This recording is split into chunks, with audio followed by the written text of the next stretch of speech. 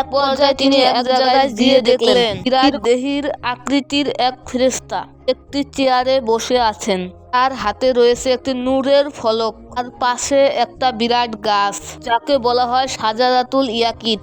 এর প্রতিটি পাতায় দুনিয়াবাসীদের জন্য একটা নাম ঠিকানা লেখা রয়েছে। তিনি একান্ত চিন্তায় তার হাতের ফলকটি দেখছেন আর একটু পর পর গাছের পাতার দিকে তাকাচ্ছেন। তিনি এই কাজে এত মশগুল যে রাসূল করিম সাল্লাল্লাহু আলাইহি ওয়াসাল্লাম তাকে সালাম দিলেন, কিন্তু তিনি তার দিকে না তাকিয়ে মাথা নাড়িয়ে তার সালামের জবাব দিলেন। একটু পরে কি যেন ভেবে মাথা উঠালেন। তার চেহারা দেখে নবী করিম সাল্লাল্লাহু আলাইহি ওয়াসাল্লাম ভীতু বনে গেলেন। আসলে উনি হলেন হযরত আজরাইল আলাইহিস সালাম।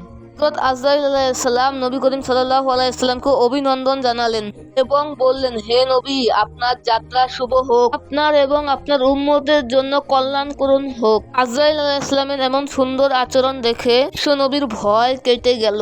তাই তিনি জিজ্ঞাসা করলেন, আপনি একাই পৃথিবীর সকল প্রাণীর রূহ কেমন করে কবজ করেন? তখন আজরাইল আলাইহিস সালাম বললেন, হে রাসূলুল্লাহ, আমার হাতে যে ফলকটি দেখছেন তে সমস্ত মানুষের নাম ঠিকানা লেখা রয়েছে।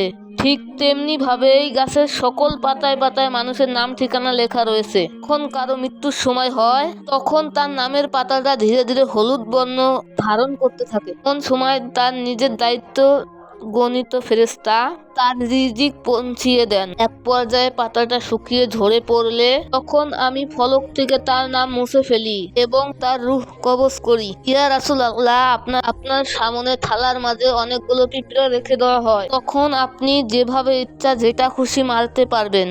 ঠিক তেমনি পুরো পৃথিবী আমার কাছে একটা থালার মতো, সুতরাং আমি যেটা ইচ্ছা যেটা খুশি ধরে আনতে পারি। যাই হোক, হাদিসের ভাষ্য অনুযায়ী হযরত আজরাইল আলাইহিস সালাম হলেন মালাকুল মউত। তিনি হলেন সেই ফ্যাক্টরের মজুমদার। তার অধীনে আরো অসংখ্য ফেরেশতা রয়েছেন যারা দুনিয়াবাসীর প্রাণ সন্ধান করে থাকেন। হযরত আজরাইল আলাইহিস সালামকে যে সকল জায়গায় যেতে হবে এটা কোনো বিষয় নয়। রাসূল করিম সাল্লাল্লাহু আলাইহি ওয়াসাল্লাম হযরত আজরাইল আলাইহিস সালামকে বললেন, ভাই আজরাইল, আপনি যখন মানুষের জান কবজ করেন তখন ওই ব্যক্তির কিরকম কষ্ট হয়? তখন আজরাইল আলাইহিস সালাম বললেন, আল্লাহর নবী ইদ্রিস আলাইহিস সালামের মৃত্যুর আগেই মৃত্যুর স্বাদ অনুভব করতে চেয়েছিলেন। আমি আল্লাহর নির্দিষ্টে তার রূহ কবজ করে আবার ফেরত দেই।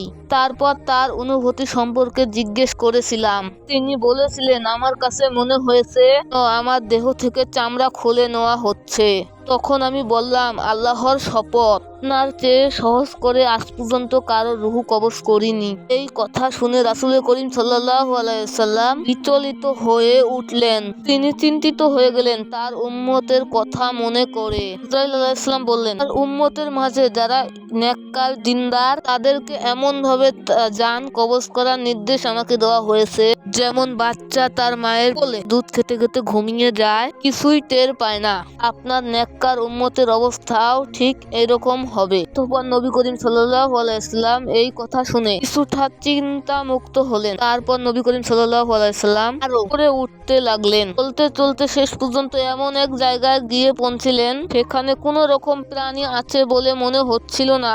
নীরব নিস্তব্ধ এলাকা। তিনি কিছুটা ভীতু হয়ে পড়লেন। এমন সময় গায়েবী আওয়াজ এলো, রাসূলুল্লাহ, আপনি ভীতু হবেন না, আপনি বিচলিত হবেন না। আপনি আরশের আজিমের সামনে রয়েছেন। আপনার পালনকর্তা রব্বুল আলামিন আপনার সম্মুখে রয়েছেন। আপনার যা কিছু হাদিয়া পেশ করার পেশ করুন। আল্লাহর কথা শুনে রাসূল করিম সাল্লাল্লাহু আলাইহি ওয়াসাল্লাম চিন্তায় পড়ে গেলেন। কি হাদিয়া পেশ করবেন? আল্লাহ তাআলা তো সবচেয়ে ধনী।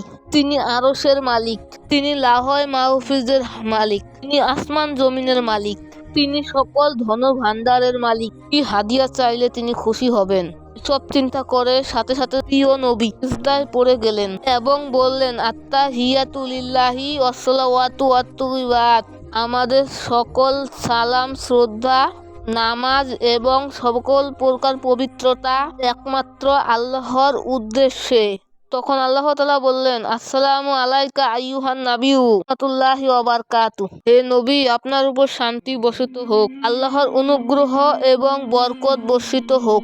উম্মতের কান্ডার রহমতের নবী যখন দেখলেন শান্তি এবং বরকতের সম্বন্ধ তার দিকে করা হচ্ছে তখন উম্মতের দরদি বেকুল হয়ে গেলেন এবং বললেন, আসসালামু আলাইনা ওয়ালা ইবাদিল্লাহিস সলিহিন, অর্থাৎ এই শান্তি আমার একার জন্য নয়, বরং আমার সকল উম্মতের উপর এবং আল্লাহর নেক বান্দাদের উপর বর্ষিত হোক।